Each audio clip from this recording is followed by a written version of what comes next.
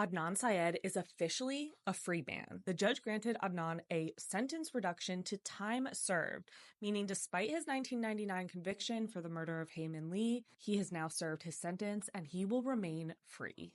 In 2022, Adnan's conviction was vacated and he was released, and he has remained out of prison since. But last year, the Maryland Supreme Court upheld a lower appellate court's decision to reinstate his conviction. So while his conviction was vacated, it was reinstated, so technically he is still convicted for the murder. Now, this sentence reduction is not tied to his innocence or guilt. His sentence for the murder he was convicted of, a conviction that still stands today, has been reduced from life to time served. The judge said, after considering the entire record, the court concludes that the defendant is not a danger to the public and that the interests of justice will be better served by a reduced sentence. But since he is still technically convicted, his lawyers still want to fight to prove his innocence. They said, today we are focused on the joy and relief of this decision. Adnan is grateful that the judge agreed with his motion to reduce his sentence under the Juvenile Restoration Act, which basically says that because he was a minor at the time of the crime, his sentence could be reduced. They said Adnan is committed to continuing to be a productive member of his community and living a life centered around his family. Now, while the Baltimore City State's Attorney's Office did support Adnan's sentence reduction, attorneys for Hae Min Lee's family said that they opposed his release. Last month, they asked the court to deny his sentence reduction motion. With this decision, they said absolutely nothing changes the fact that Mr. Syed remains convicted of first-degree premeditated murder due to overwhelming direct and circumstantial evidence.